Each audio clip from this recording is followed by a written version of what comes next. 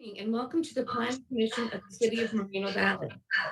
I now call this meeting to order on February 11th, 2021 at 7 p.m. May we have a roll call, please? Commissioner Garris, Here. Commissioner Stefan,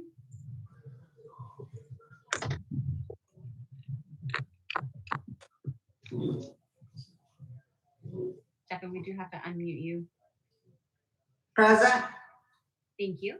Commissioner Harris, Here. Commissioner DeJournette, Here. Commissioner Sims, Here. Chairperson Baker, Vice Chairperson Baker, Here. and Chairperson Corsick. Present. The Pledge of Allegiance will be had by Commissioner Harris, please. Hands over your heart. Ready, begin. I pledge allegiance The flag of the United United States States of America and to the republic for which it stands, and one nation, under God, on indivisible, with liberty and justice for all. Thank you, Commissioner Harris. Kind of hard to do that over Zoom. Pardon me? Kind of hard to do that over Zoom. It's a great effort. Thank you very much. We do the best we can. We are now going to move to the approval of the agenda. Could we have a motion and a second, please? Raise your hand if you want to move to approve it. I see Commissioner Baker is the first, and the second looks like Commissioner Harris. We have a motion by them. May we have a roll call vote, please? Commissioner Garris,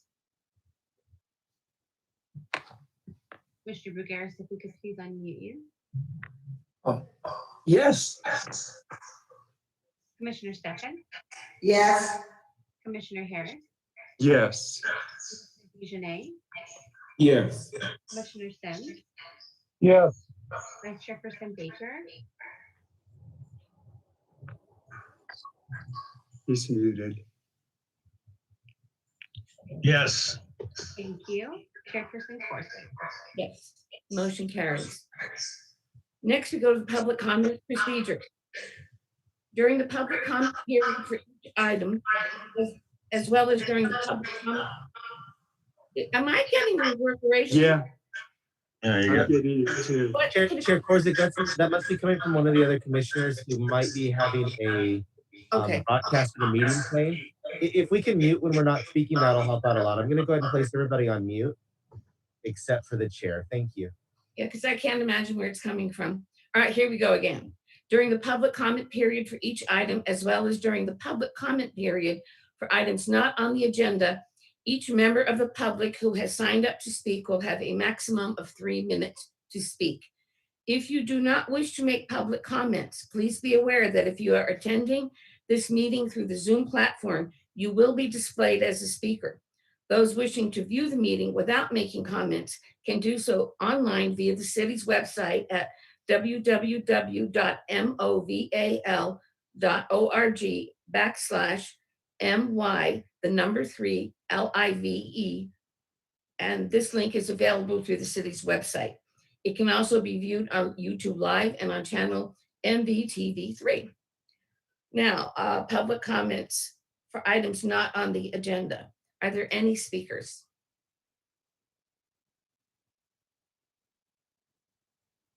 We have no speakers. Okay. Next, we're going to move on to the consent calendar. The next item on the agenda is the approval of the consent calendar. All items listed under the consent calendar are considered to be routine and non-controversial and may be enacted by one motion unless a member of the commission requests that an item be removed for separate actions. So at this point, I think I have a problem on my paperwork. Items withdrawn for the report or discussion will be heard after the public hearing items. Questions or comments from the public on a consent calendar matter are limited to 3 minutes per individual and must pertain to the subject under consideration. Item 1 is minutes of the January 14th, 2021 Planning Commission meeting. May we have a motion to approve if there are no discussion or issues with it? Looks like Commissioner Baker has made the motion. Second, please. And it looks like Commissioner Bergeris has second. Okay, may we have the roll call vote, please?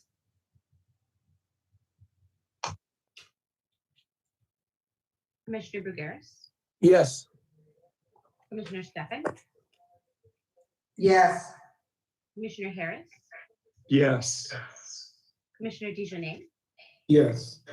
Commissioner Sims, Yes. Vice Chairperson Baker,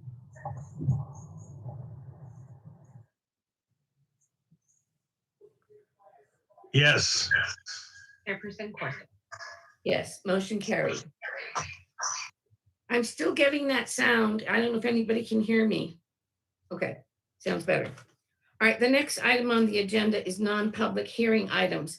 Before we begin this, can we clarify if any of the people waiting want to speak on this item or on item number 1 in the public hearing?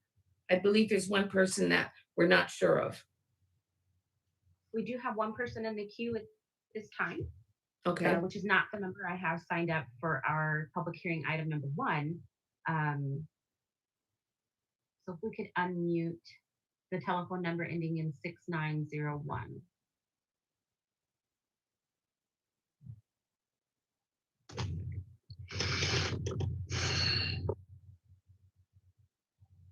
If you're calling in from the telephone number ending in 6901, please make sure to press *6 to unmute yourself.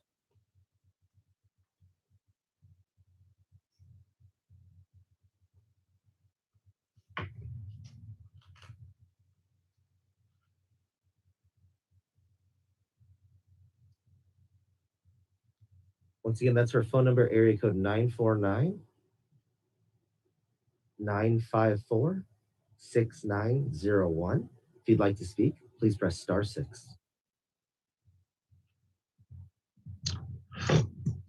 it looks like we don't have anyone, but at the end of the discussion, maybe we'll ask again just to make sure. Item number 1 is the annual progress report as required by Government Code 65400. May we have the staff report, please? Chair Corsick, this item will be presented by Associate Planner Claudia Manrique. Thank you.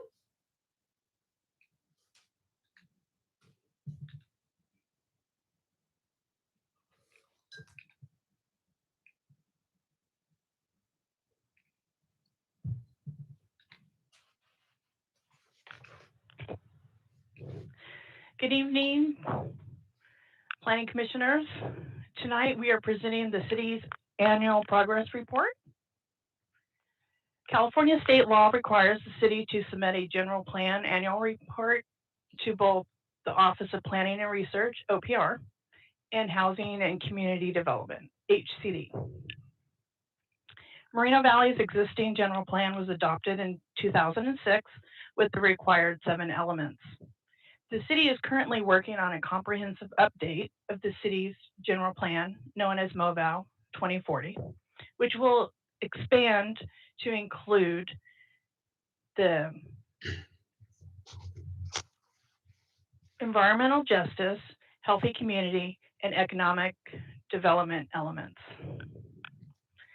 State law requires 2 primary components in the annual report: a status of the general plan in progress, and progress in meeting its regional housing needs, also known as RHNA.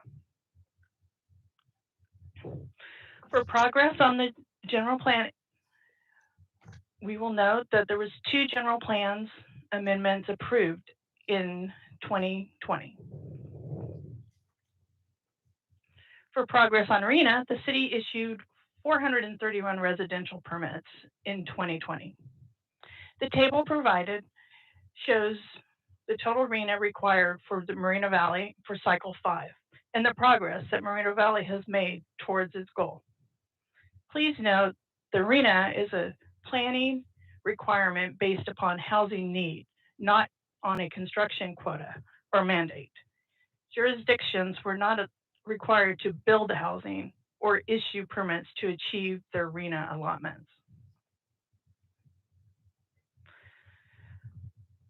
Included in the report are accomplishments for the Planning Commission for 2020, which include the review and approval of 21 major projects.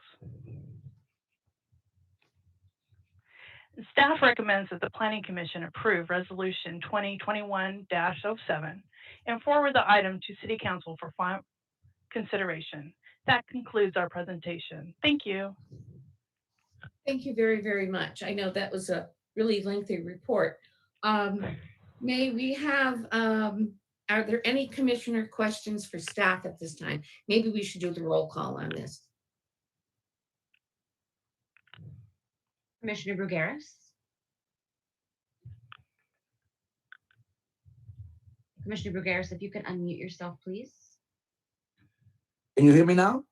Yes, sir. Thank you. Okay.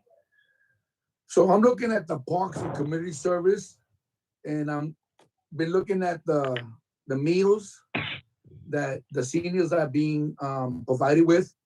Are we still doing that program? Are we still continuing that program as of today? Yes, we are. Okay, great. And where are the seniors going to pick? Being processed. So they were either able to pick up the food center or at the CRC, which is Conference and Rec Center. Okay. And there was some being delivered. I think it was just based on availability of drivers. Ah, I see.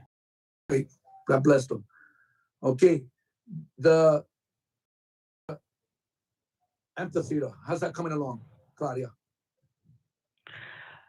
The construction's moving along pretty good. You can see some of the roof line above the fencing, and I believe right now they're working on the parking lot. So I believe it's late spring of this year. okay, all right. I mean, hopefully we get to use it because of COVID. So I don't know how's that. Oh, so while we're on that topic, we're planning a plan. So when it opens, it's going to be used. Claudia, we do have Erica Green Yeah. from Community Services with us.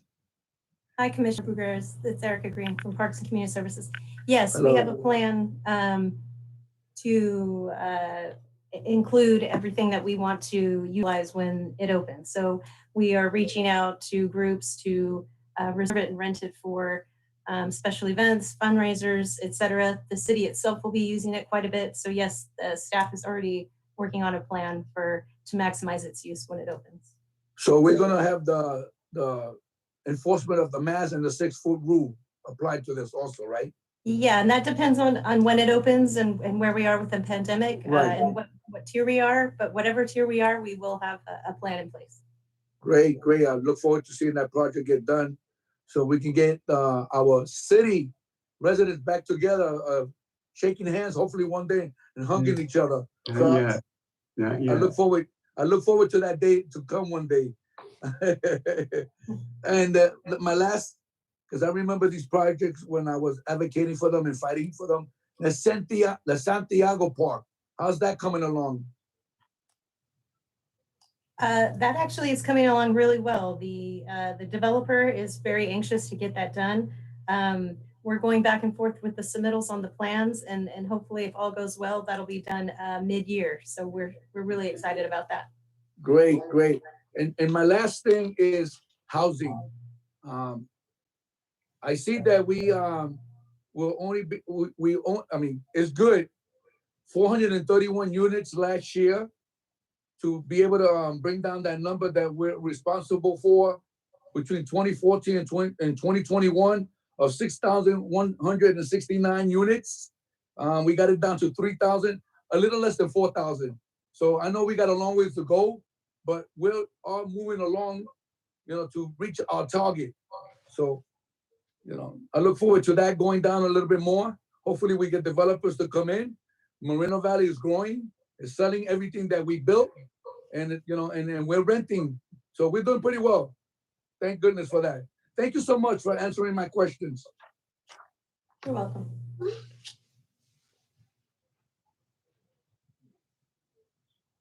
Commissioner Steffen?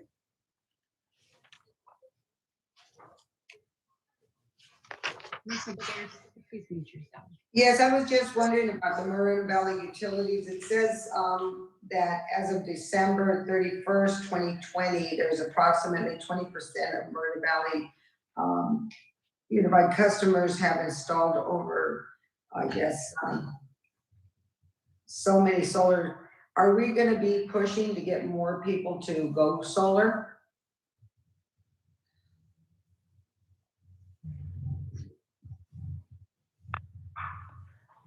The utility's really good at promoting the solar. I know they put promotions when they send out the bill.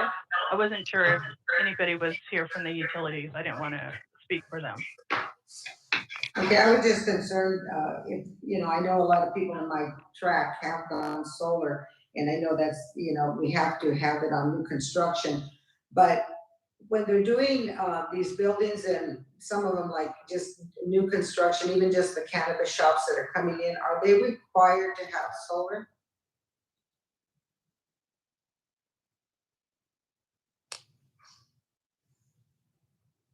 Pardon, sorry, Chair Corsick and Commissioner Stanton, this is Patty. I don't believe it's a requirement for the commercial. So I would a lot of inquiries if it's solar, but I don't think it's confirmed on the commercial. Oh, okay.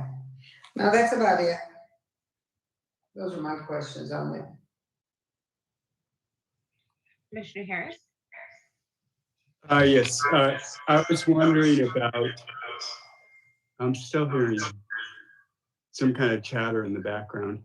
Anyway, for very low and very low housing, I just see a big zero.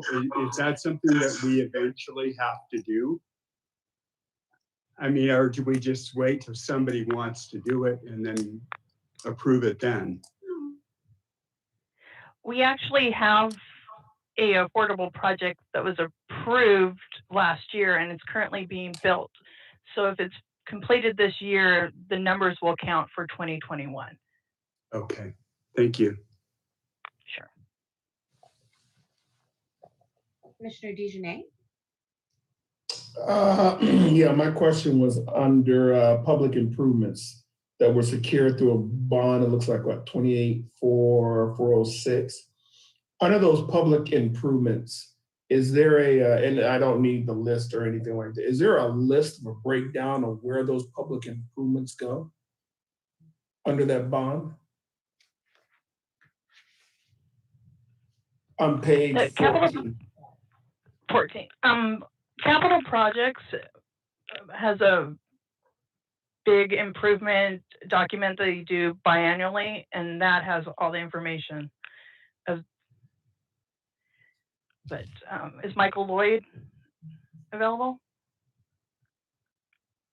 Yes, can you hear me?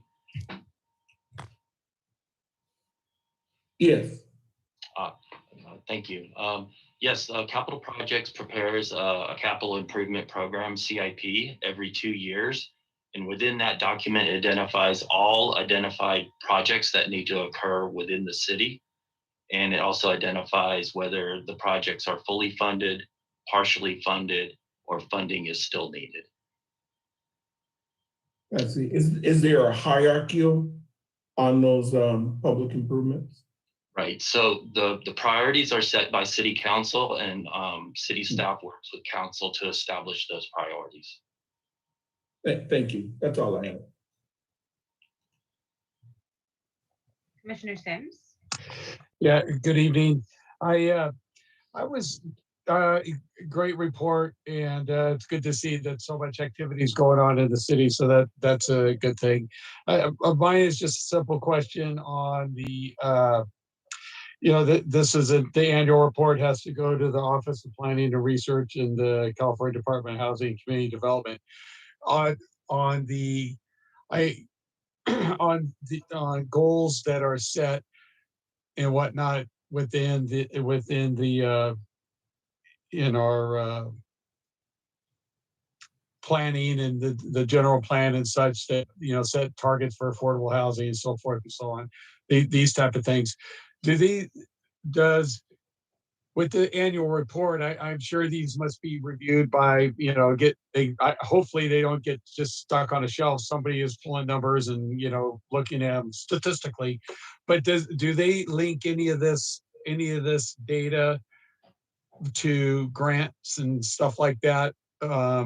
That if we're not making progress in certain criteria, does that impact us negatively to put the economic development team to, attract more certain type projects, or I guess to simplify the question, is it just, these are just numbers, we have a plan, we monitor how we're working towards a plan, but is there any negatives that come if we don't hit the plan, hit the criteria?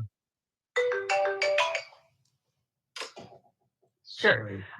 So first off, if we need to make sure that these reports get to both OPR and HCD, and that is one step that for most state grants, the first question is if you have the housing element was accepted, which ours is, and then 2, have you done your annual report? So it is this important step for us to get this completed, so we are eligible for multiple state grants.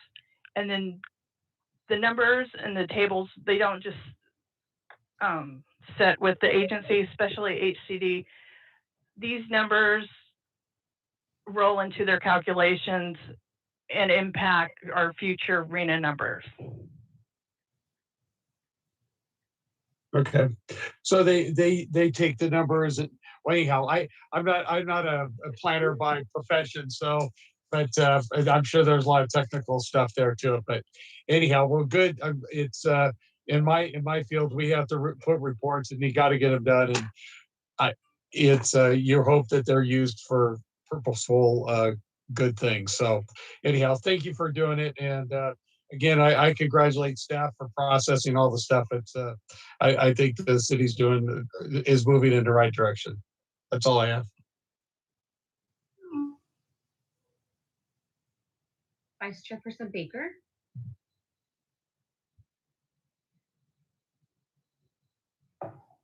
I think it's a good report.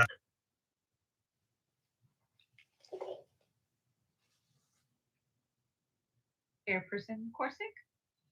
Is he done? I'm not sure. I think he's talking and he's muted. Yeah. It looks like he's muted. Yeah, maybe we should ask him to unmute because just. Okay, I'm okay now? Yeah. Okay, I like the report, pretty self-explanatory, and I was impressed on the number of projects that we did get passed through. And, we just kind of keep projecting, and we've got a lot of good things going for us. So I like the report, pretty self-explanatory, and we'll move on from there. And thank you.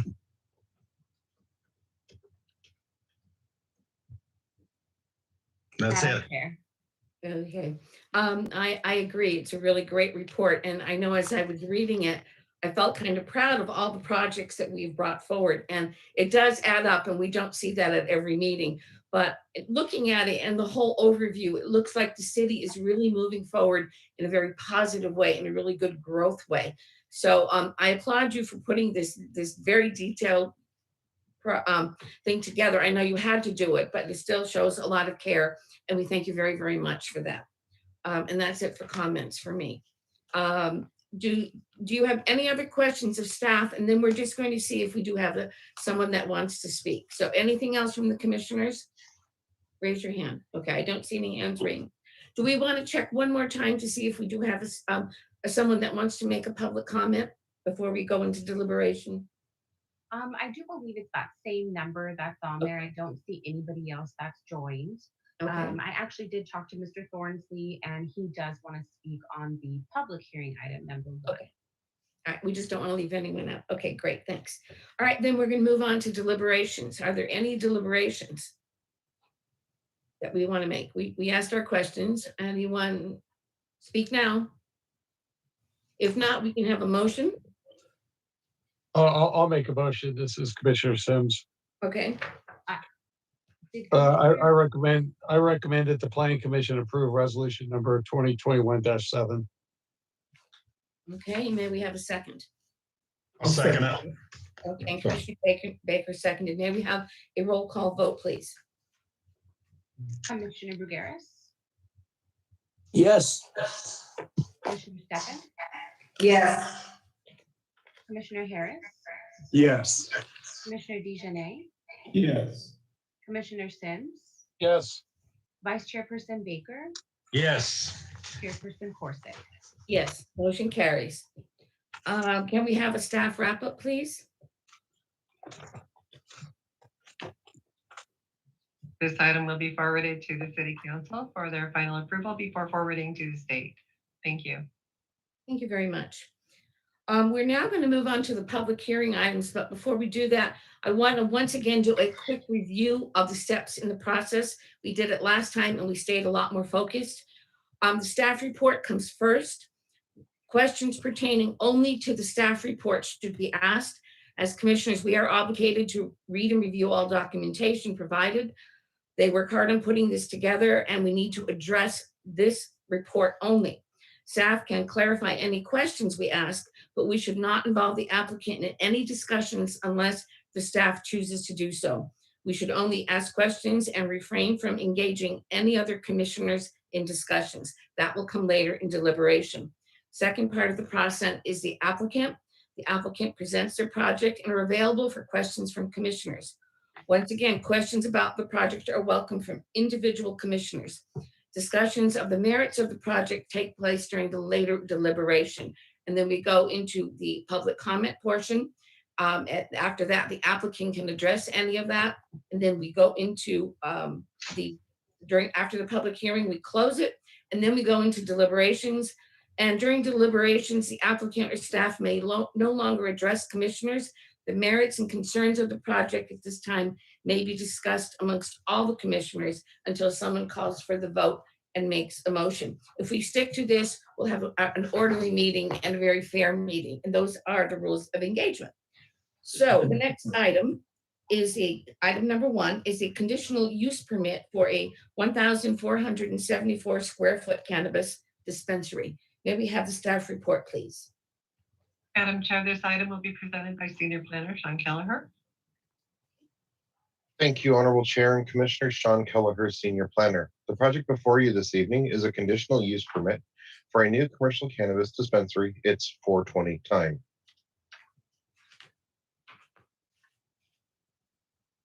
I'm not sure why it's not advancing. There we go. The project site is located on the south side of Sunnymead Boulevard, east of Heacock Street. And the project site is located within the Village Specific Plan, SP 204, Village Commercial Residential District. The proposed cannabis dispensary is a conditionally permitted use within this district. The proposed dispensary will be located within an existing 1,474 square foot building. The applicant has proposed to upgrade the project site, including new exterior lighting, new landscaping, a new trash enclosure, and new block wall along a portion of the southerly property line, which is adjacent to residential development. Additionally, the project has been designed to meet the city's minimum parking requirements for a number of spaces.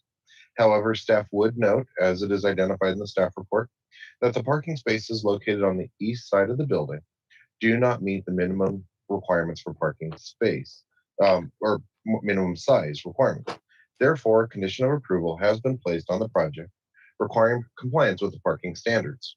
Staff has reviewed the overall site plan layout and confirmed that the existing driveway utilized to access these 4 parking spaces will still meet the city's minimum width requirements while ensuring that the parking spaces meet our minimum size requirements. Oh, that's the wrong way. The proposed interior tenant improvements include adding a new full-height wall and partitions to establish a new hallway, dispensing area, retail area, office, restrooms, and storage area within the building. The applicant is proposing hours of operation between 7 a.m. and 9 p.m. Monday through Sunday. The applicant has proposed modifications to the exterior of the building. These modifications include the addition of stone veneer around the base of the building, as well as around the existing columns, as shown on the elevations before you. Additional exterior improvements include repair of the storefront glass windows and painting the existing stucco of the building. In addition to the exterior modifications to the building, the applicant has proposed to upgrade the project site in several different ways, including new landscaping planters that were previously not provided, and the installation of an ADA path of travel improvement. The proposed project, as designed and conditioned, complies with the city standards of the city's municipal code. Therefore, staff recommends the Planning Commission approve resolution number 2021-08, certifying the project as categorically exempt from the California Environmental Quality Act, and approve planning case PEN 20-0093, subject to the conditions of approval. This concludes staff's presentation. Staff is available for any questions. Thank you. Thank you very much, Sean. All right, let's move on to commissioner questions. Let's do it as a roll call again, please. Commissioner Bruguera? Okay, great. I went by and I looked at the project on Monday, and what a project it is. And I want to thank Sean for letting me know the responsibility that the developer or the applicant is going to be taking to enhance this project. Because when I went by and I looked at the entire building and what's around it, I said, oh my goodness, were they going to tear it down or not? But he's going to do a major facelift, an upgrade on it. So I'm grateful for that. And that's going to be able to help that portion of Sunny Boulevard to look good, because I mean, he's touched an area that's pretty mean there, and it needs a lot of help. So good luck to the applicant on how this turns out at the end. My question to you, Sean, when I look at page 2, package 187, the table, and I read the approval that the council gave on 2018 on 43 dispensaries or commercial cannabis permits, better way of saying it. And I know when you add up 23 all the way down to 2, it totals up to 43. My concern is, because we're reaching the number 23 anytime soon. Can happen this year, can happen next year. When we reach 23, what is going to occur at that number? Once we reach 23 and everyone has been approved and given an opportunity to open up the dispensary. I know we have some, but 23 is my number. What happens after 23? So that is the number of licenses that the city council has authorized to open and operate. The number of licenses would need to ultimately, if there was ever a desire to increase it, it would have to be a city council action in order to open up additional licenses. The city council did recently reopen some of the licenses that were not utilized, and did allow for that process to be established, and those applicants are going through that process. So there are a number of license types where we didn't receive the total number initially, back when we closed in 2018, the licensing process. So ultimately it would take an action of the city council to add additional licenses if that was the desire. Okay, thank you for the answer. So we're at 18 right now, and I know, I think there's 5 or 6 that are already operating in the city. And we're waiting for the rest to see if they are going to open their business or not.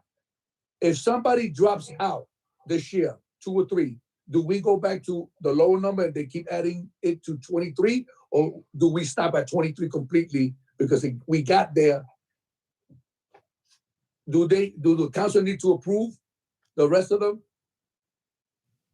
So again, they would, if there are applicants who decide not to pursue their license and implementing it, at that point, there is a process that's established with the finance department that they would go through to turn over their provisional business license. With regard to the entitlement is ultimately good for 3 years on the property. But if you don't have a business license, commercial cannabis business license with the city, you cannot act upon it to operate a business.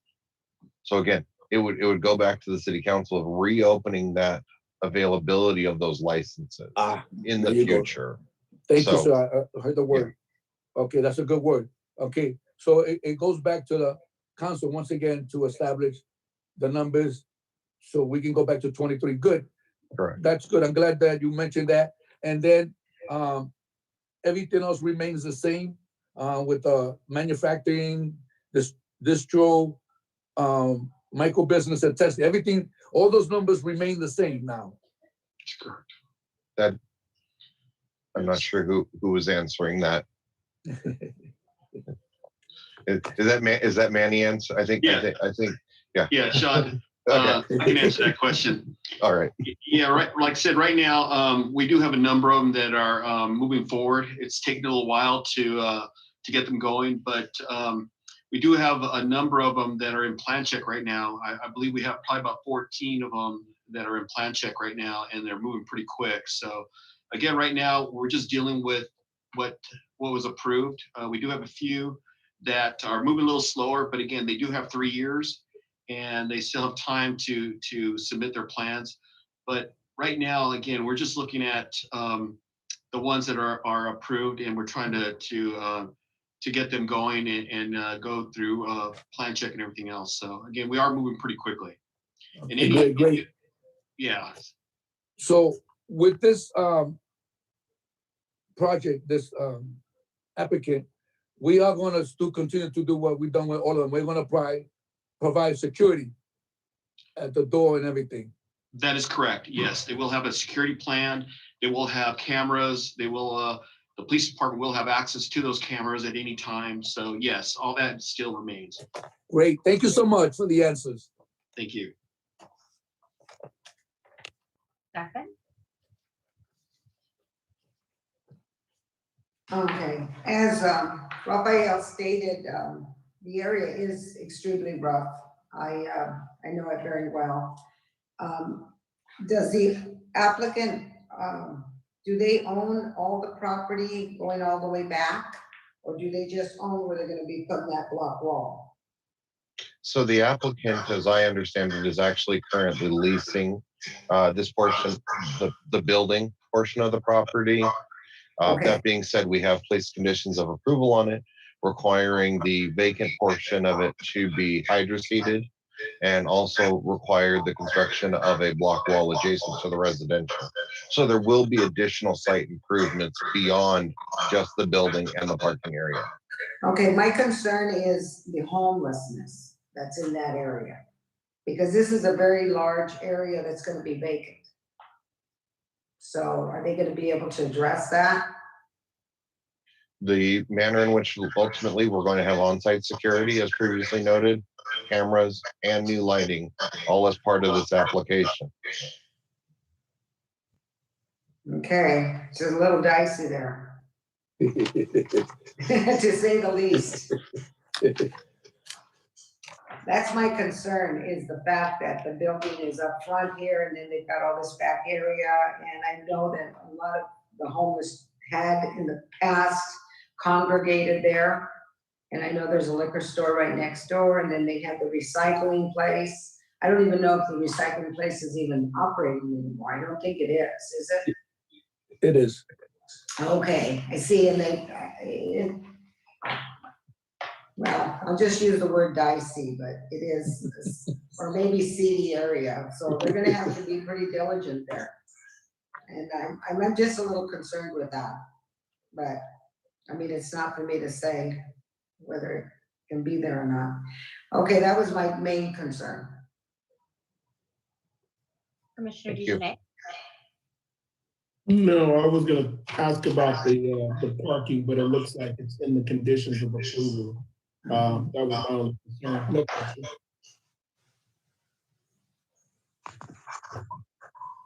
Commissioner DeJournette, were you finished? I'm so sorry. Thank you. Commissioner Sims? My only question is what's the density of cannabis operations on Sunny Beach Boulevard between Peacock and India? Do we have a count of what many projects have been approved? If you would give me a moment, I can see what I can draw up. That was the only question I have. Once you give me that, I can make my comments during deliberations. I'm through. Vice Chairperson Baker? You know, I'm just glad to see another building getting rehabbed there on Sunnymead Boulevard.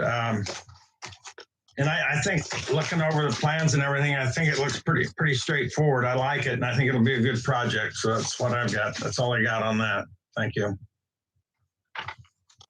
Commissioner Harris, did I call on you yet, sir? No, I got skipped. Almost. Okay, a couple of questions. Let's see, this might be for the attorney. All through the conditions of approval, it talks about marijuana, and usually then it'll talk about cannabis, and usually they're right next to each other. And like number 12 under the conditions of approval, you know, I think the controlling agency with the state of California, the Bureau of Cannabis Control, which is about 138 pages long, and they have deleted, as far as I can tell, all references to marijuana. And I brought this up once before, but you know, if somebody doesn't look into it eventually, like, you know, 10 years are gonna go by and no one will catch that little portion where, because they're definitely, you know, when you're talking about marijuana, you're talking about cannabis. And I don't think we really need to have both of those in there. And apparently the state doesn't think so either. I don't know if anybody would want to check on that. But anyway, I guess that has, you know, really not a lot to do with this project. But and my other question would be, it's 4:20 time. You know, again, it's like, it would be like putting a leaf of cannabis on the front door or the front of the building or something. You know, they really try and get away from doing that. And most kids, if you ask them what 420 was, they tell you it refers to cannabis. And I'm just wondering if if everybody's okay with that. And the other thing, 420 happens to be Hitler's birthday too.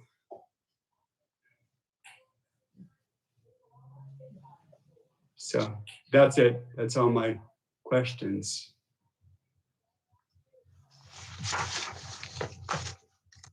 Chairperson Corsick? Did we get Commissioner Baker? You Yes. did. You got me. Mhm. Oh, thank you for clarifying what 420 meant, because I didn't have a clue. So there we go. Now well. I have no questions at this time. Would the applicant like to speak, please?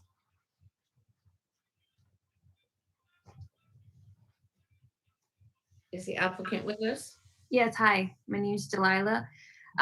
No, we just, we're really looking forward to develop the property. Like some of you guys said, it kind of looks, a little rough there.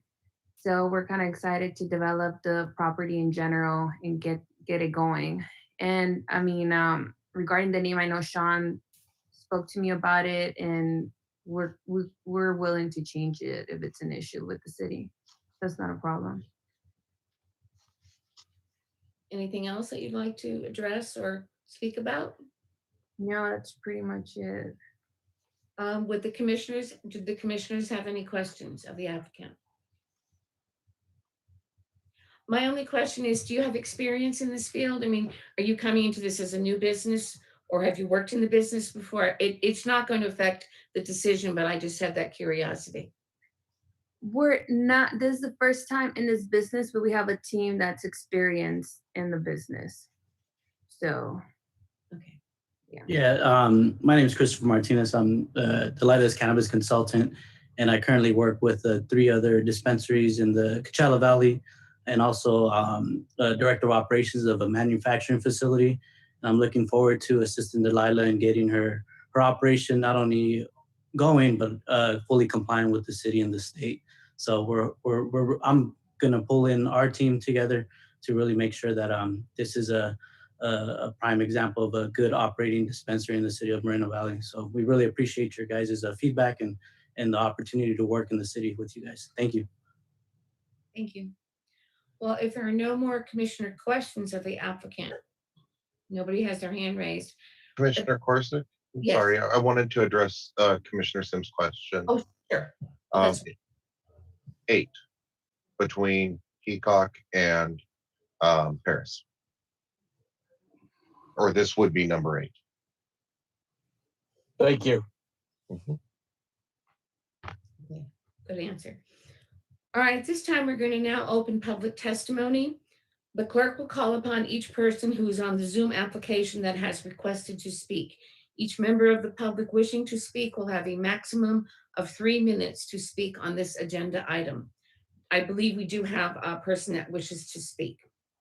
We do. I have 2 signed up to speak, Alfredo Cordova and Tom Thornsley. I don't see Mr. Cordova's phone number, but we do have that other number that is still there with us, ending in 6901. So if that's Mr. Cordova, if you could please dial *6 to unmute yourself and let us know if you'd be speaking on this item.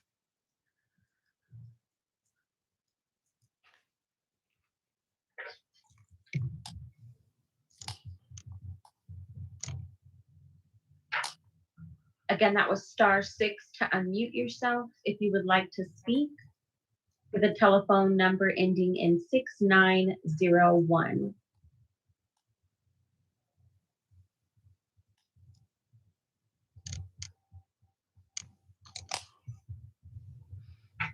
Well, at this time, maybe we can move to Mr. Thornsley.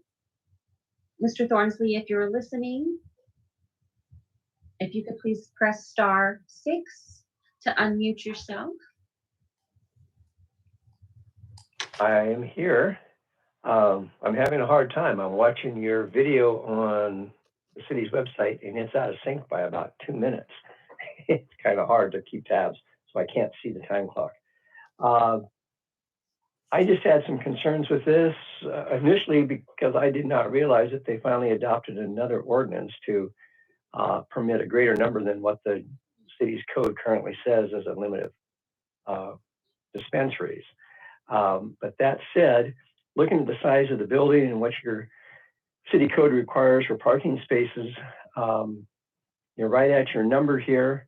I've finally been able to read the site plan, so it looks as though if you get your lot line adjustment, you're not going to have a problem with somebody cutting off this site. I used to patronize this site when it was a plumbing store up until about maybe 2 years ago. Kind of miss it now. I've heard a lot of people concerned about the area. It is a tough area. I hope that that fencing that's proposed back there, or excuse me, I'm hoping that there's proposed fencing around this property so you don't have people driving out there, or as other folks mentioned, maybe a homeless camp setting up out there. But this site needs to be better secured. And I don't recall if the recycling is still in operation next door, but if it is, you're going to have a lot of overflow going on between these 2 sites. So I hope everybody's aware of what complications you might get for this one little standalone building. I do agree it'd be nice to see it get dressed up as it's shown in the site plan. It would be a great improvement to a building plopped down in the middle of a sea of asphalt. I do wish the city had better regulations on the cannabis use. It doesn't seem that there's real heavy restrictions to it, other than a distance from a school. There should be a proximity distance from each other too. Maybe for some later date, you guys can consider that. Anyway, thank you for the opportunity to speak. Bye-bye. Thank you, Mr. Thornsley. With that, if we have no more public comments, would the applicant like to address anything Mr. Thornsley said? Not at the moment. Okay. We do agree about, you know, the homeless and all that other stuff that, you know, better, a good security will be great in getting that, you know, property nice and dressed up. But that's it. Okay, thank you, Dahlia. Well, if there are no more discussion on that, we're going to move on to deliberations. All right, so let's do deliberations beginning with a roll call, and then we can have a, oh, yes. Yeah, Madam Chair, members of the Planning Commission, just to clarify something that the speakers mentioned, the council did not increase the number. The number is still at 43. So I just wanted to say that for the record, it was not increased. It's still at 43. Thank you for clarifying that. I thought it was the same, but you were It's the same number. Yes, very good. Thank you. All right, are we ready to start deliberations? Right, let's begin. Commissioner Brugueras? Okay, I'm ready. Okay. I want to thank Manuel and Sean for clarifying my questions. I want to thank Manuel for reminding me and my colleagues in the city of Moreno Valley, there is going to be security on the premises. And there's going to be a limit that Sean mentioned of how many we can approve in the city of Moreno Valley. And if any more comes, it has to go back to the council. So I'm glad that that was clarified tonight, because I want the people to know that we're obeying the rules that are set before us. We're not skipping anything. I love the security, because with the enhancement of the building that the applicant is going to be doing, it's going to deter many from hanging around that building, especially because in the I was going to say bylaws, but in the rules of condition of approval, they cannot hang around the building. They got to be within so many feet off the property, and that's including that parking lot that people do come to, because I saw it Monday, they do have the recycling place opened, and we do have the liquor store next to it. So with security and the enhancement of that place, it should be better control, especially with the new lighting, especially if they stay on at night, that will continue to deter those to stop hanging around that particular liquor store and that new building that's going to be opening hopefully in the future. So that's a great, great plus for that middle of the Sunderland Boulevard. Okay, so it's very important to listen tonight to those important issues, because the staff is doing all they can to make sure that we, the people of the city of Moreno Valley, are well protected. And listening to the applicant tonight with her consultant, they're going to make sure that they do that if they get approved tonight. So I'm grateful. I'm grateful for all the enhancement. Mr. Dorsey mentioned a few things, but those are things that are going to probably one day be addressed at the council. And whatever happens there, eventually we'll obey those rules when they come to us in a case. So tonight was a good night to listen to what has been going on with number 18, cannabis, that already have been approved, but now all are here. What I like also too, if the applicant does not do anything with that approved condition, they set it out for 3 years. Think about it. If you got 10 business people that did nothing for 3 years, that's 3 years they held up everybody else. So that's a plus. because they're holding up everybody else for 36 months of getting anything new. So hopefully the people that are here today, they're doing well, and maybe one day we may not need that many more. Because if you can't buy cannabis out of the ones that we have already in the city of Moreno Valley, then I don't know, I don't want to say anything negative, but you know, you may have to go even further to another city and get what you want. So I do like what the staff is doing, and I do enjoy what the applicant is going to do in the future. And I hope at the end of the night, it turns out well for them. Thank you so much. Commissioner Steppen? Yes, I think everything was addressed. She knows what the concerns are in that area. I'm sure she's gonna have all the, that consultant is gonna give her all the facts on what needs to be done, and the city already has the regulations in place.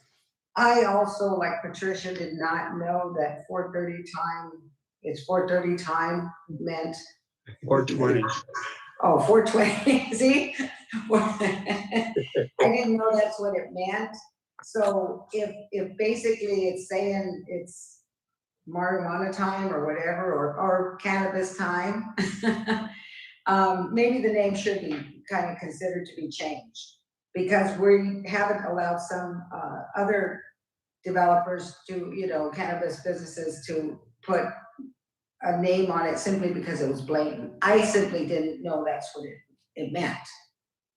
I kind of was wondering, it was a little catchy name. It's 4:20 time. I didn't really know until Mr. Harris brought it up. But if that's indeed what it is, then I think, and she was willing, like she said, they had discussed it. So that would be my only condition of approval for me, would be to have the name changed.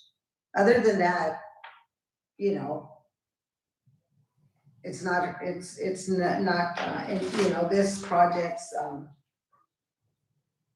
thing that it can't go in there, you know, like Sims, and I have actually addressed that early on, that we were putting a lot of them in a certain area, but like I said, for this business, you know, there's no reason why it can't go in there.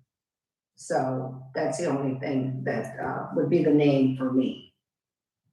Knowing now, because it would be kind of like a magnet for, you know, people just blatantly would know that's what it meant.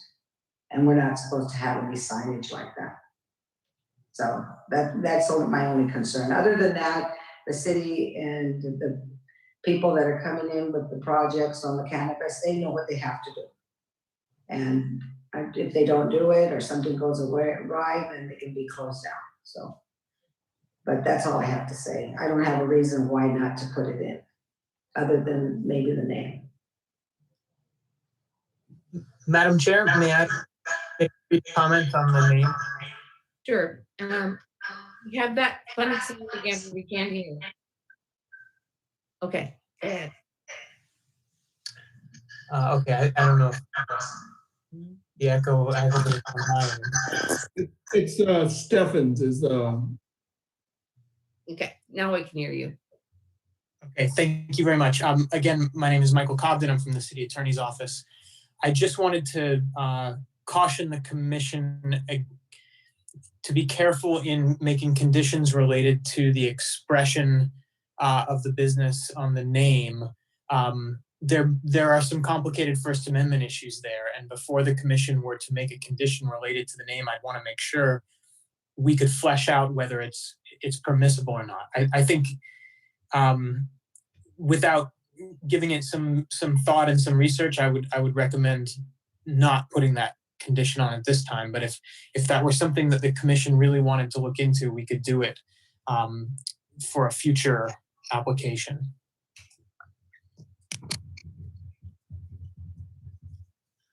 Thank you very much. Okay, next. Commissioner Harris? Okay, I think that it's going to be a good project. Hopefully it will encourage some of the surrounding businesses to up their game a little bit, maybe we'll get some improvements in the area. Because this one looks like it's going to be a decent looking business. So that's about all. The only other thing was that, that I mentioned was the name. And I know that in the laws, it said you couldn't put like anything, a leaf, cannabis leaf, a section of a marijuana plant or cannabis plant in front of the building or anything like that. And I guess if you want to look at it, you could look at a lot of things as a First Amendment right. So whatever you guys decide. Yes. Anyway, so I'm going to vote for this. Commissioner DeJournette? No, that was my only concern as well. And I understand about the First Amendment rights. Being that I had some experience by happening to working in my area of work, knowing about 420, and it actually has come down to being a national holiday for cannabis smoking and was priorly used as code for police officers to use that cannabis smoking was taking place in a call that they were going to approach, or so it's pretty well known. But I understand about the First Amendment rights. That was my only concern. I believe that with the security, additional lighting, hours of operation, I think that some things will go out in the wash. Maybe it's going to improve the area. So I'd say good luck with the project. It looks like it's going to help improve the area. Commissioner Stems? I'm not going to get on my rant too much about this stuff, but if the city staff has gone through the project and it meets all the codes and requirements and distances and so forth, that it would appear that there'd be no reason not to vote for this.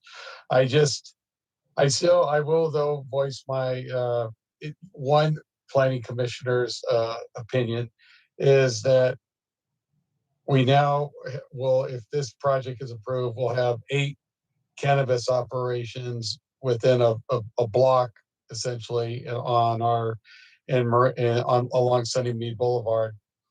And maybe I'm just maybe it's one of those things we won't know until we know.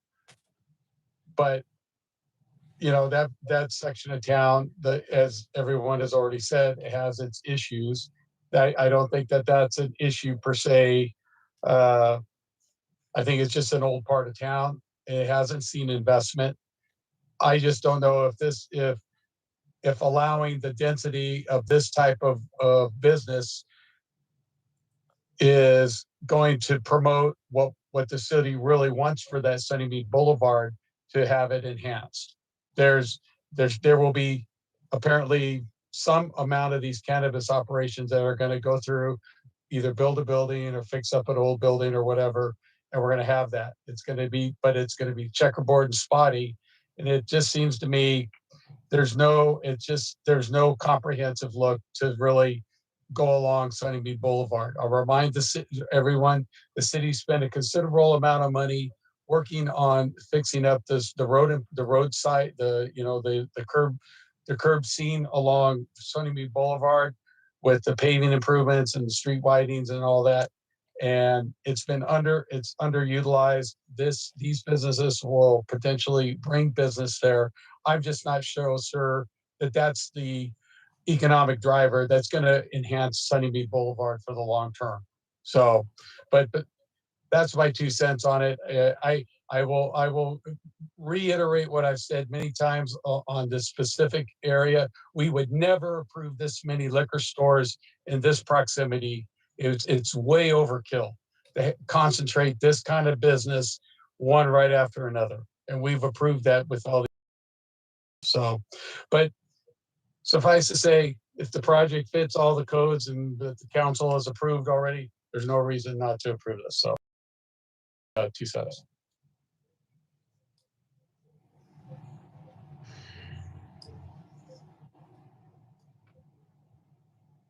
Vice Chairperson Baker.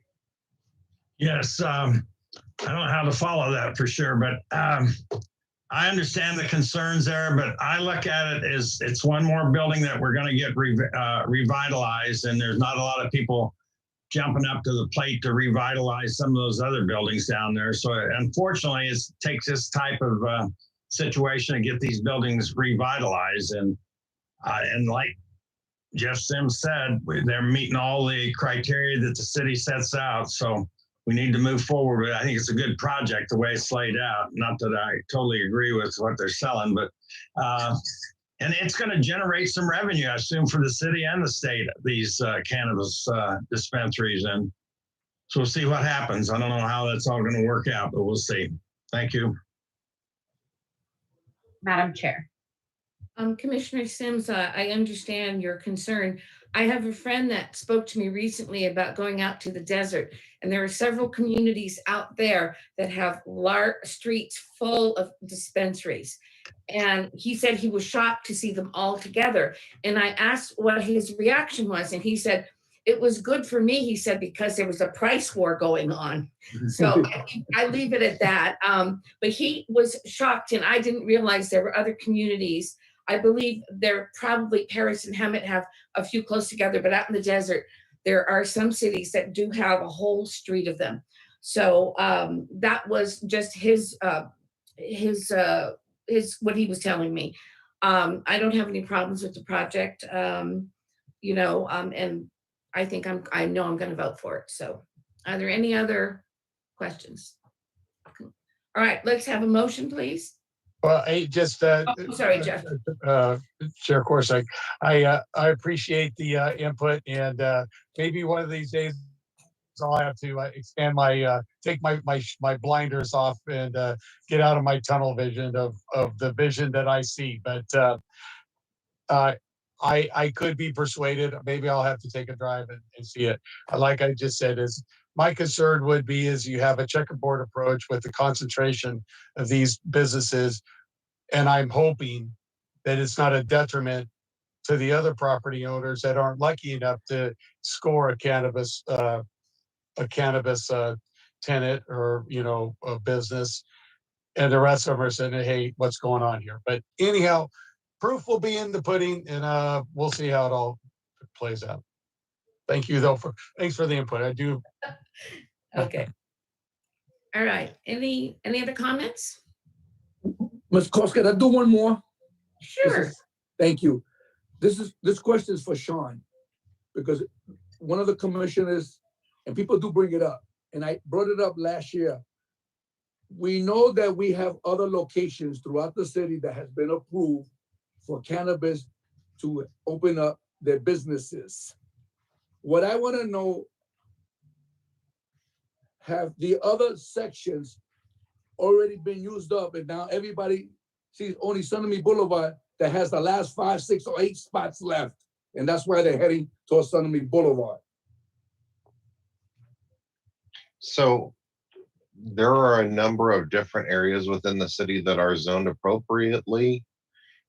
We did have a map at one time that established where those zones were, what was allowed, where it was allowed.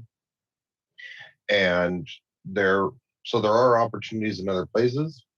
This was an area that seems to have appealed to a number of the businesses. Excuse me.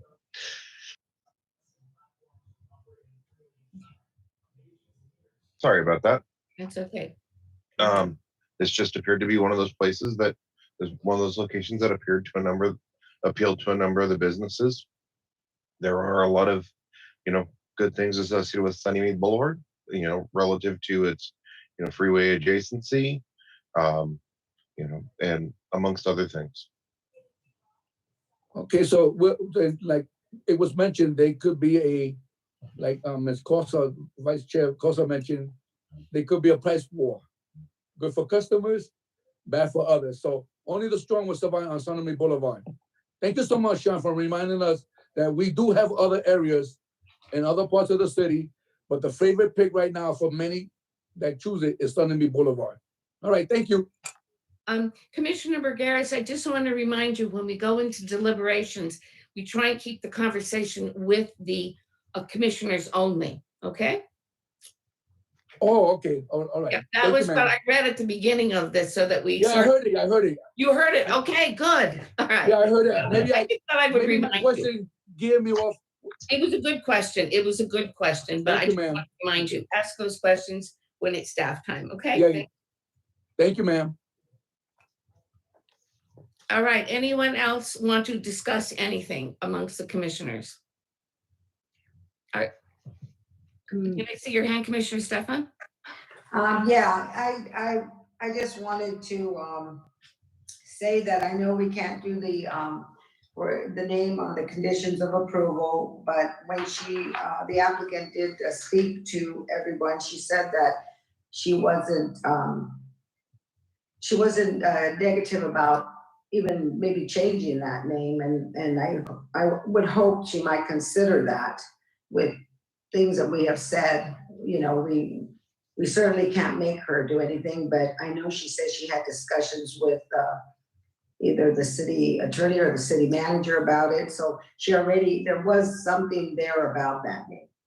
So that's the only reason I didn't realize that, you know, we couldn't apply that, because I know way back in the very beginning when we were approving these, there was a name that came up, and that one they did change it because the connotation was there.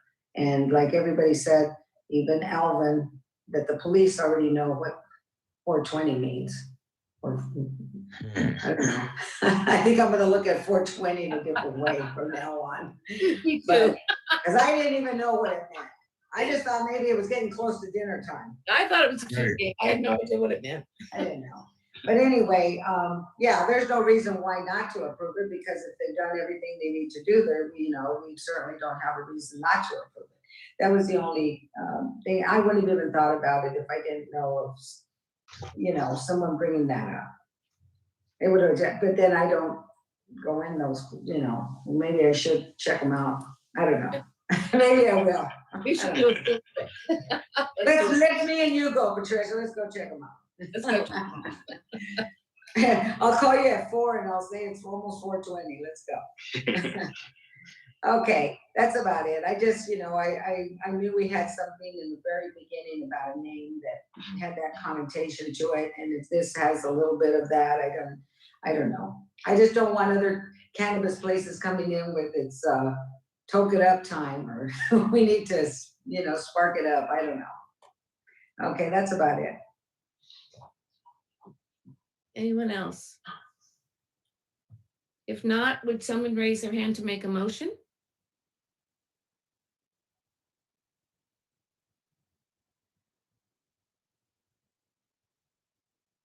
Commissioner. Okay, go ahead. Commissioner Bergaris? Yes. Commissioner Bergaris, if you could please unmute yourself. There we go. Can you hear me now? Mm-hmm. Yes. Thank you. Staff recommends that Planning Commission approves resolution number 2021-08. Commissioner Bergaris, I think you have to say that we recommend. Okay, that it doesn't come from the staff, but it comes from us. Oh, okay. Thank you, ma'am. We recommend that the Planning Commission approve resolution number 2021-08. Okay, perfect. Thank you. I'll second that. Commissioner Baker seconded. May we have the roll call vote, please? Commissioner Bergaris? Yes. Commissioner Stefan? Yes. Commissioner Harris? Commissioner Harris, if you could unmute yourself, please. Yes. Thank you. Commissioner Dejanay? Yes. Commissioner Sims? Yes. Vice Chairperson Taylor? Yes. Chairperson Corson? Yes, motion carries. Okay, congratulations and good luck. Next, let's see. Can we have a staff wrap up, please? Thank you, Chairperson. The action taken by the Planning Commission this evening is an appealable action. A party that would like to file will need to do so within 10 days. An appeal is filed, it must be in writing, directed to the community development director, stating the specific reason for the appeal along with the appropriate filing fee. An appeal is received, it would be forwarded and agendized before that. Thank you. You mute Commissioner Stefan because we get that sound again. There, thank you. All right, we're going to move on to item 2, plot plan for a new clubhouse building with outdoor seating. Before we begin, is there a commissioner that wants to speak? Yes, I'm gonna recluse myself from this particular item due to my close proximity to the construction site. Okay, thank you very much. And so you will be able to hear what's going on, but not speak. Thank you. All right, let's have the staff report. Chair Corsack, this item will be presented by Associate Planner Gabriel Diaz.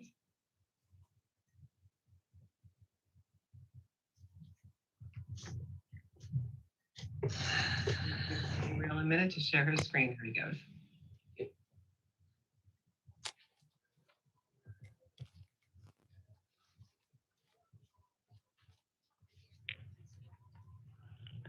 Hello, everyone. Can you guys see that?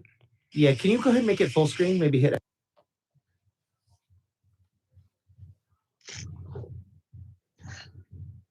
Does that work? Perfect, thank you. All right. Thank you, Chairman and Commissioners. The applicant is requesting approval for a plot plan to construct a new 5,000 square foot golf course clubhouse with 1,950 square feet of outdoor seating area at the existing Rancho del Sol golf course.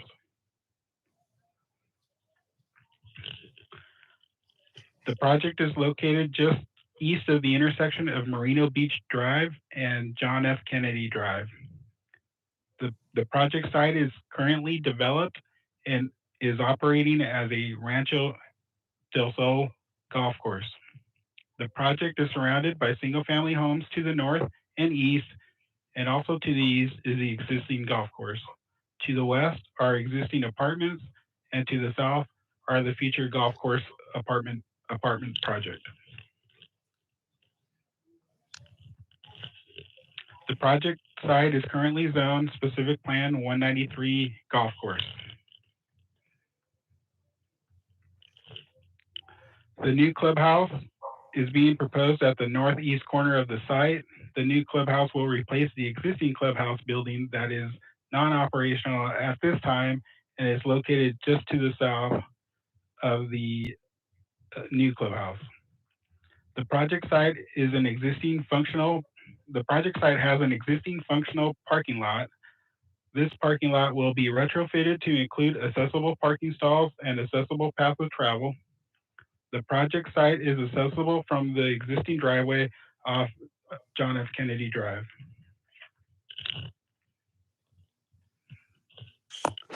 The new clubhouse building will include a golf shop, offices, kitchen, restaurant with dining and bar, restroom facilities, storage, and outdoor seating.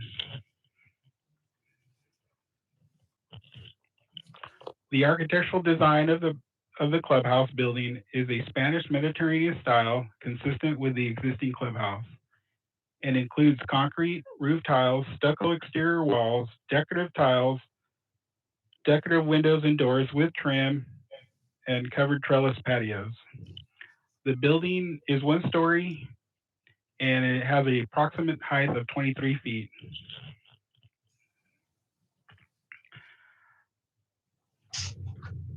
The south elevation is the main entrance to the golf shop from the parking lot.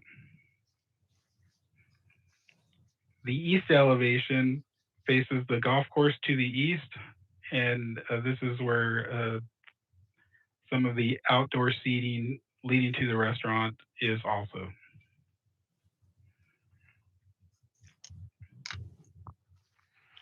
The north elevation faces JFK Drive, and this is what you'll be seeing from the street. The west elevation faces the interior parking lot.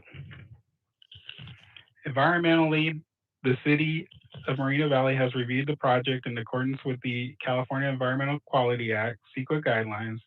An addendum to the mitigation negative declaration for the prior specific plan amendment was prepared. The project will not cause a significant effect in this case because site conditions are consistent and do not create more or different environmental impacts than those addressed in the mitigated negative declaration. The project will not increase the intensity of the golf course. Notification, public notice was sent to all property owners, posted on site, and published in the local newspaper. I haven't received any calls from anybody. Staff recommends that the Planning Commission take the recommended actions as proposed by staff. This concludes staff presentation. Thank you. Thank you very much. At this time, are there any commissioner questions for staff? We'll do it as a roll call. This is the time to ask all those burning questions we have. Commissioner Brugueras? I have one for Gable, and I want to make sure that I heard it, but I want to hear it again. Gabriel, nobody complained.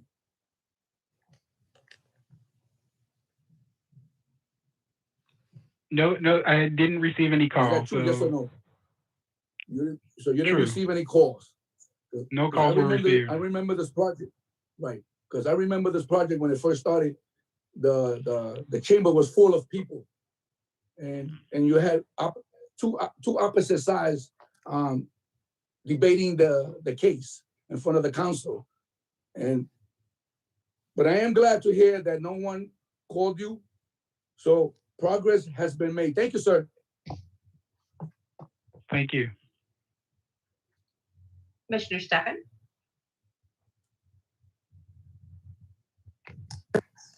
What are they gonna do with the existing building? Are they gonna knock it down or? Yes, there are plans to remove the second floor of the building. I guess it's kind of expensive to fix the existing, and providing a new clubhouse is a better option for the operation of the golf course. The project has been conditioned that the application be submitted to the planning department for review for whatever plans they may have to demo the second floor of the clubhouse.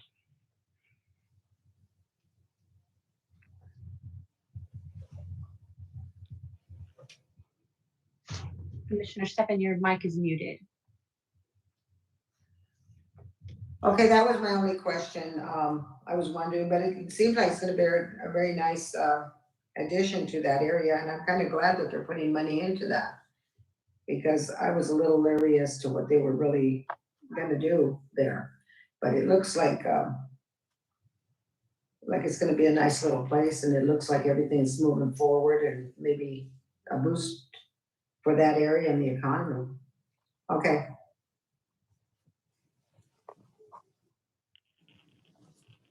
Commissioner Harris?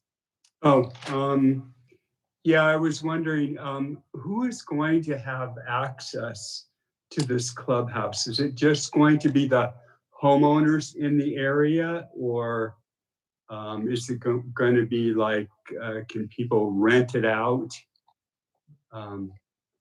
Maybe somebody will can somebody tell me a little bit about that?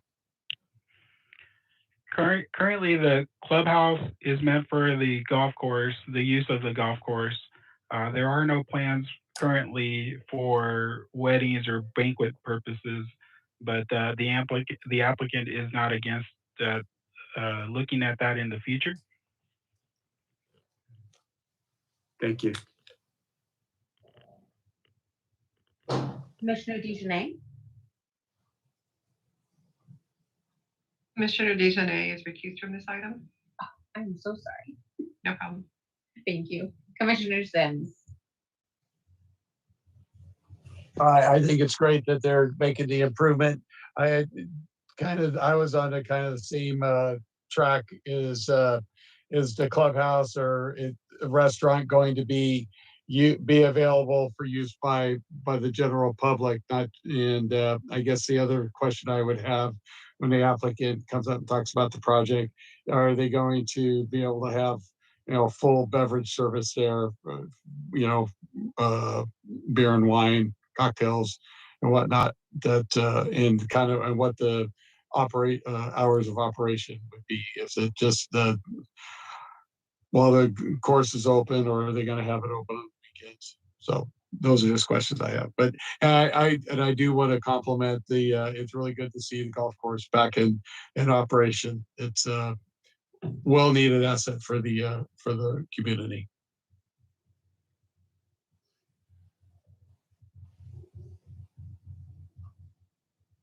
Would you like me to respond to some of those questions, or would you like the applicant?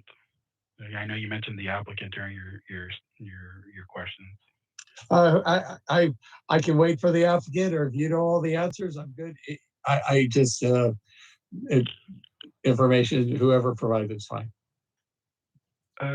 Currently, the clubhouse will operate with the, as I understand, with the hours of the operation of the actual golf course. The restaurant they are proposing is more of a BJ style restaurant, and it's open to the public, not specifically for the golfers. There is, as far as planning is concerned, there is enough parking on site for the size of the restaurant and the 18 holes of golf. I'm sure, you know, if this place gets really busy, parking will determine how many people would be allowed on site. I guess parking would control that somewhat. The other thing that I would note, Commissioner Sims, is that the applicant has preserved their alcohol license, and I think that was something you were also alluding to. So they have preserved that as part of their ongoing operations on the site. Excellent. Thank you for the information. Vice Chairperson Baker. You know, Ginger and I went out there last week, and I was amazed how that parking lot was really full with golfers and a lot of activity going on there. I was glad to see that. I like the signage they put up. It's real, stands out. Everything's a big plus on this project. I'm glad to see them putting in a clubhouse. We used to go to events at the other clubhouse, you know, social events, you know, with the city or whatever, you know, but and I went to they had a nice gift shop I used to like to go to too out at the other one. I didn't know, is there a gift shop included in this project here or not, or a pro shop, whatever you want to call it? I didn't. That is correct. They do have a pro shop. Okay, very good. Thank you. I think it's good. I'll vote for it. Let's go forward.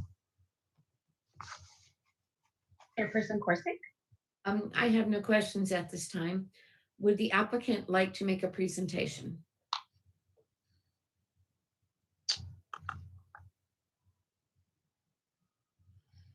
Chairwoman, my name is David Arteaga. I'm representing the developer. You know, the only comment that I have is I'm very appreciative of the time and effort spent with staff to make improvements to the golf course. You know, we're very excited for the future of the area, and you know, looking forward to contribute towards enhancing the fabric of the city. Do you have any questions of the applicant, commissioners? I have one. Okay. Were you able to get, you know, I remember a year or so ago, you were having those guys on you get a green, brought up to speed, and then somebody come out there on their motorcycle and do donuts on it. Has that got resolved, or is that still going on? That has 98% of it has been resolved. I'm sorry, was that question for developer or staff? No, for you, I think. Yes. Apologies. That has been primarily resolved. We were having some definitive issues when the golf course wasn't operating, but now that things are operating, things are overall a lot better. Okay, very good. Thank you. I have a question for the developer. the building that's going to be demolished, but not really demolished. Because I went there and I was talking to the staff, what you're gonna be doing and is you're gonna remove the top portion only, and you are gonna keep the garage portion, yes or no? That is exactly right, Commissioner. So, and what are you gonna put on top of the garage, underneath garage? What are you gonna do with the top when you remove that building? Commissioner, we're going to do landscape improvements. The programming of that clubhouse in the future will be determined, at a later time. We're committed to, constructing the new clubhouse, the surrounding of what we call the bunker where the golf carts are kept. Right. Is going to be landscaped. We have a landscape architect that's, certainly designed some iconic stuff that we will contribute, but that's exactly what's going to happen with the top of the old clubhouse. Right. It's functionally obsolete as it stands. And so, when looking at different scenarios, we decided the best option was to, bring in a new building. So the old building, in words, it's outdated code-wise and material-wise. So the best way that you and your team decided to do it, it was to build a brand new clubhouse with modern safety and everything. That is correct, Commissioner. Believe it or not, it was more expensive to renovate that building than to build a new clubhouse, just because of its sheer size.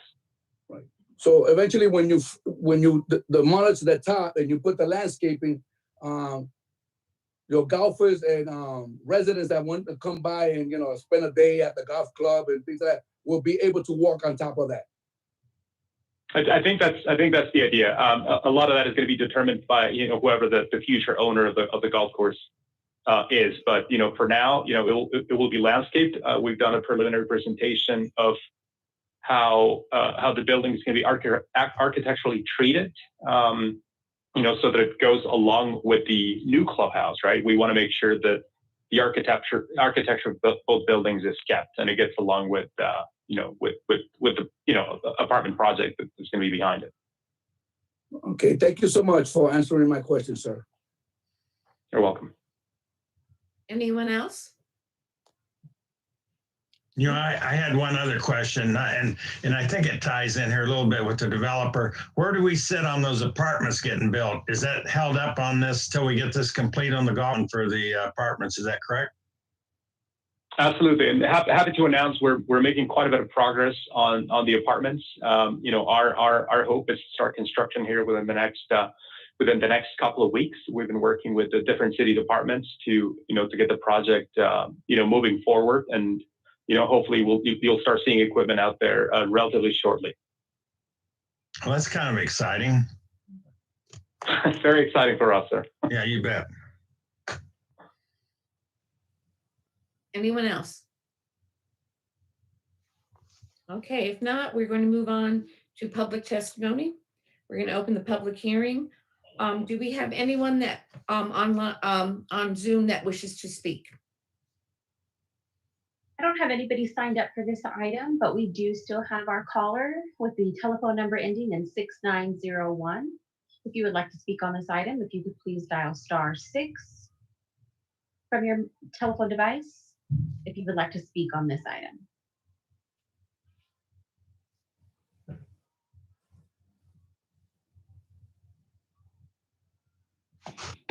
Apparently not. I don't think so. Okay, then we're going to move on. Before we go into deliberations, any final questions of staff or the applicant? Okay, then we're now going to move into deliberations. Let's do a roll call on this and see if we can get a discussion started. Commissioner Brugueras? Hi, I want to make sure I was on mute. Hey, this is Commissioner Sims. I apologize, Rafael, That's for okay, sir. butting in on you. I apologize. I just was wondering from just a point of order, before you go into deliberation, I thought you had to have a motion on the floor to deliberate. A motion and a second to deliberate. It's never been part of my script for this, Jeff. Well, we've always had deliberation before the motion, I think. We always have to, he's saying we have to have a motion to deliberate. Oh, Yeah, I I would defer that to city council, but I know by practice we've done that, but typically, you know, it's what are we deliberating? Are we deliberating to make a motion? Or are we deliberating? I Okay, we're deliberating the project. We're deliberating. I fully understand that, but I don't know if the city attorney could opine on, maybe we've been doing it. Maybe I just at my work, we've always have a motion, then the electeds or the commission always deliberates or afterwards. I'd be happy to clarify this. So I think the confusion may result from the different types of discussion. So a deliberation can be more general, as in the commission discussing the project as the chair has suggested in a general sense, to help the various commissioners to formulate their thoughts on which motion to make. It is true, though, also that under parliamentary procedure, anytime a motion is made, there is an opportunity to debate the motion. So the initial deliberation, I think, is just to help you decide on what general course you're going to take, and maybe to feel out the other commissioners to see how everyone's feeling about the project. Then a motion would be formulated and expressed, seconded, and then there would be an opportunity to debate that before a vote. And of course, if no debate is necessary, you would simply vote. So you can discuss the project generally, and then also discuss a specific motion as the commissioners like. Seems pretty complicated to me. I always remember us doing it this way, so I don't remember the days when we did it differently, Jeff. Been doing it this way for 12 years, trust me. Okay, I went back to sleep. Thank you. Commissioner Baker, you do remember we've been doing it this way? Yeah, for 12 years. Okay, thank you. Some of us have been on here quite some time, but if we are doing something that's not correct, I'm sure the city attorney and city staff will let us know. Okay. So with that, shall we begin? Oh, we started deliberations, right? Did we start already? Yes. Let's continue. Yes. So I was able to go by the site like Mr. Baker and his wife did. And to their surprise, it was also my surprise when I was driving up the driveway and I seen all these cars parked on these spaces. So I was thinking, man, they're moving along with the construction real good. I mean, it's moving, until I got out of the truck and started walking towards the building. And all of a sudden I seen golfers carrying the bags. I said, my goodness, they got the golf course open. So anyway, I went around the building and I spoke to one of the managers, a young man, and he was able to inform me on what's going on and answer my questions. And this is why I asked Dave, the representative, about the building, and because they're not going to demolish the whole building. They're going to keep the bottom portion for the golf clubs, the golf carts, and then the top, they're going to put landscaping over it in the future, as he mentioned, not right away. So first the new one, then the old one, as I learned tonight, so people can be able to walk on the grass or sit down or whatever they may want to do, but it'll have landscaping. So it is going to even look nicer when they get rid of the top. So people will be able to have a view across the field to see the golf course and the houses that are on top of Championship. So that's a good thing. Now, I went to find out a few things because I needed to know, is the family that came here 2 or 3 years ago to look for approval, not only for the golf course and for the apartments, were they keeping their promise? And that's what I went to find out. Are they keeping their promise? And I found out by listening to the young man, they are keeping their promises by refurbishing the golf course, the 18 holes. bringing customers back, be able to build a brand new clubhouse that's open to the public, not just those that are members of the club, but open to the public so they can have breakfast, lunch, and not that sure they're gonna stay open that late, depending on the season. But for sure there'll be breakfast and lunch for the public and to have a place to sit down and eat. Another sit-down restaurant is gonna be developed there if we all approve it tonight. So that's a good thing for that district, District number 4, who has been waiting for 10 years or more to see something good come out of that property. And finally, that promise has been kept as of today. Then I asked the young man, are they gonna keep the promise to the Boys Club and Boys and Girls Club? He said, yes. That promise is going to be kept on the other 9 holes that they own. So that promise is going to be kept also. So we're going to be able to have something for the young generation to go to also in the future. I went to find out if they were going to keep their promises to our city and to the residents that fought for this project 2 years ago. And I'm sure to tell you, residents, and those that are listening tonight, they're going to keep their promise. And you can see it. And I'm glad that on a Monday, they had 133 golfers there on a Monday. So that's a good thing. I can imagine when it really opens up, how the weekend is going to be, how the neighborhood's going to be busy, how things are going to go back to the way hopefully it was once when those residents bought these houses 20, 30 years ago, and it was all green around them. I hope they get to see that one day as this project comes to a completion. So I want to thank the staff for keeping that promise moving along, and I want to keep and say thank you to the family for keeping that promise to my city, Moreno Valley, and to the residents. Thank you. Thank you, Commissioner Bergaris. That was very nice. Commissioner Stefan?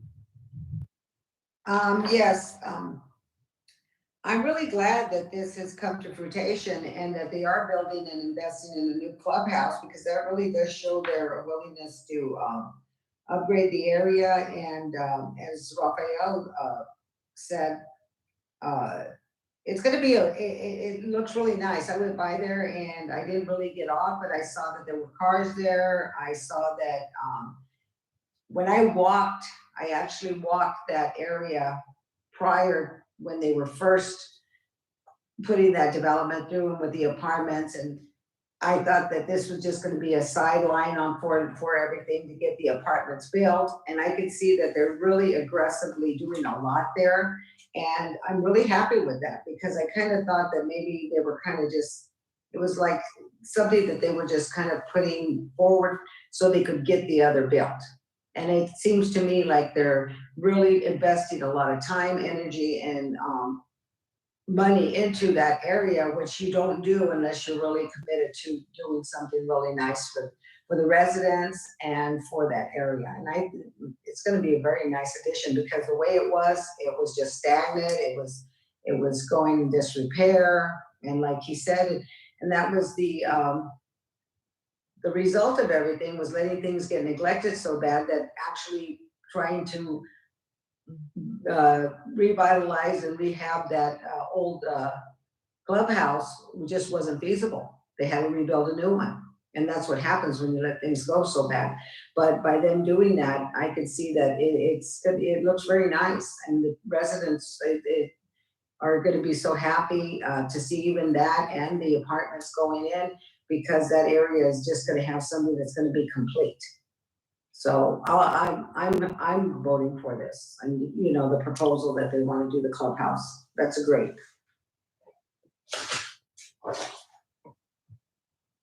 Commissioner Yes, Harris? I am really happy that finally this is going to be completed. I know that we had quite a few people that were, their whole purpose for moving to that area was the golf course. And, we had a lot of people that were really upset. And, we tried to do the best we could with the apartments and the golf course, just to get it back. And I think there's probably a lot of people out there that are very happy that it's back. Now, the old restaurant that was there, is that in the clubhouse? Does any other commissioners know that? They didn't have a restaurant, but they had a room that you could rent for meetings, and then they would provide the food. But I don't think it was a restaurant from what I remember at the events that I went to at the old clubhouse. Yeah, I know there was a restaurant somewhere because it was like right on top of the greens, and you had this beautiful view of all the green grass around where, and the restaurant was surrounded by glass. Sure, I think those were meeting rooms, though. I don't know if that was officially called a restaurant. I don't know that you could go in other than if you had rented the facility. No, I mean, I used to go there with friends and have breakfast. Yeah, you could go there for lunch and stuff. Come off the street and go in there. Okay. Well, I'm going to be voting for this. Commissioner Sims?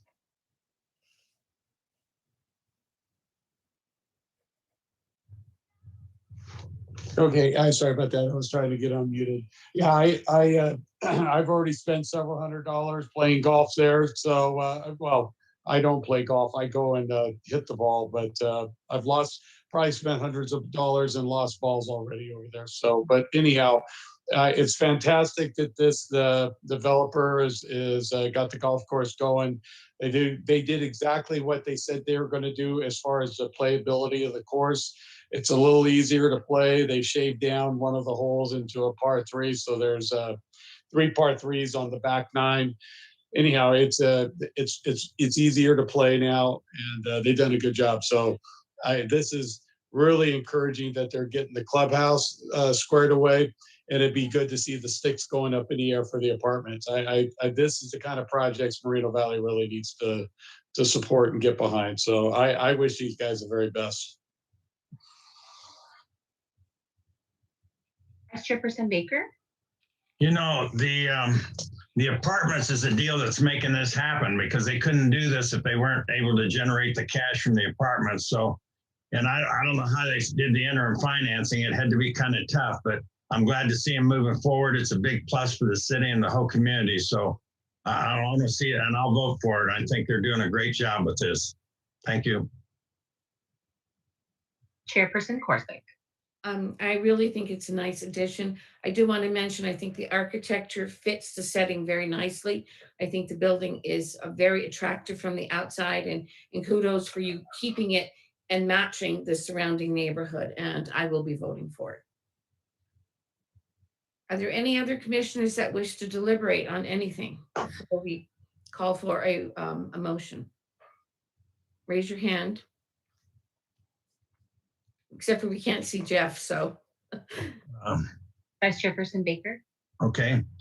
The Planning Commission moves to approve Resolution 2021-11, and then also Resolution 2021-6, and hereby certify an amendment to the mitigated negative declaration in the or for the prior specific plan amendment, PEN 16-0128 for plot plan, PEN 20-0060, prepared pursuant section 15164 of the California Environmental Quality Act, and the guidelines therefore approve plot plan PEN 20-0060, subject to the attached conditions of approval included in Exhibit A in this resolution. Hopefully I got all those numbers right. Yes, you did. Can we have a second, please? I'll second it. Commissioner Sims. Commissioner Sims will second it. All right, let's call for the vote. Commissioner Brugueras? Commissioner Brugueras, if you could please unmute yourself. I don't know why I keep doing that. Yes. Commissioner Stefan, Yes. Commissioner Harris, Yes. Commissioner Sims, Yes. Vice Chairperson Baker, Yes. Chairperson Corsick. Yes, motion carries unanimously. Good luck. We look forward to going to lunch and dinner there. Can we have a staff wrap up, please? Yes, the action taken by the Planning Commission this evening is an appealable action. Any interested party would need to file their appeal within 10 days of the action. If an appeal is filed, it must be in writing, directed to the Community Development Director with the appropriate fee. If an appeal is received, it would be agendized for hearing before the City Council. Thank you. Thank you very much. The next item on the agenda is other commission business. At this time, we have no items on that. The next item is staff comments. Do we have any staff comments at this time? My only comment would be to let you know that we'll look into Commissioner Harris's comment about cannabis versus marijuana, and we'll have that ready for you the next time we have one around. Other than that, I don't have anything. City Attorney? I have no further comments or notes. Thank you. Thank you. Okay, then moving along. The next item is planning commissioner comments. Do we have any commissioner comments at this time? Raise your hand. I see Commissioner Harris has his hand raised. Yes, I was wondering if it would be possible to, for us as a commission to make a recommendation to the city council that maybe they would consider a moratorium on cannabis shops on that section of Sunnymead Boulevard, so that we get at least, I mean, the ones that are already going, they have to go, but not opening up anymore on Sunnymead Boulevard. 8 does seem like quite a bit. And I don't know that, well, I guess they all go through the city council eventually, so I guess they see it too. But sometimes some people just need a little push. I'm not sure how we would proceed with that. I know we've never done anything like that, but No, I mean, we can find out what the procedure would be. I'm not sure how it's done, but we could ask the city attorney perhaps to let us know what. I mean, they can always say no or vote no. Chooses to do that, sure. So if I may, Madam Chair, I don't know that, and forgive me if I'm misinterpreting the commissioner's comments, but I don't know that it needs to be a formal action. I think through the discussion that's been present on the issue tonight, and even by this comment itself, I think staff can carry that message to the council, or it could be included in the report of action to some degree. If the commission wants to make a formal recommendation to the council, then we can agendize that for perhaps a resolution, which is the typical way that a legislative or quasi-legislative body expresses an official or formal opinion. So if the commission wants to be a little more formal about it, I would recommend putting on a future agenda, definitely not discussing it any further now, but putting it on a future agenda for a resolution to then pass as the commission as a whole, which would then have a more formal communicative quality to the city council. I guess my question would be this, and I do think that we would probably think about it if they were alcohol places. But here's my thought process on that. And always thinking about fair and being equitable. If we were to place say a density limit on one place like cannabis, wouldn't we as a city have that obligation also? We just can't single out one business and say there's a density rating on this, but not density ratings on other places, just because of the nature of what the business is. Well, actually, that may very well be within yours and the council's authority to do so. But at this point, we have two commissioners speaking on an item that I don't think was technically agendized. So I have to be very careful in warning the commission that if a third commissioner begins speaking, we run into some potential Brown Act issues. This is a very different issue than the particular permit that came up earlier. The wisest course of action at this point is to have the chair direct staff to bring this item back for the commission to discuss in more detail. We can also be better prepared to give the commission a range of options and more legal and practical information about how to move forward with this. And since I already spoke on it, do you understand what I'm saying? Like if we're gonna absolutely right, then why wouldn't we say there can't be that many auto shops in the same area, or say that many ice cream shops in that area? It would be that it would sound like we'd be going down the road of a discrimination if we're just saying we're going to pick on this one particular brand of shop to limit the density if we didn't do others. Well, I think that is exactly the kind of thing you all would discuss when the item comes back. We can't discuss it now because it is a Brown Act violation. But at this point, I will direct staff to perhaps agendize this for a future date so we can have this discussion, because apparently there are some commissioners that are really interested in bringing this forward. So that would be the proper way to do it, is to put it on an agenda. So I will ask staff at some future point, whenever it is feasible, to add it to our agenda. Does that work for you?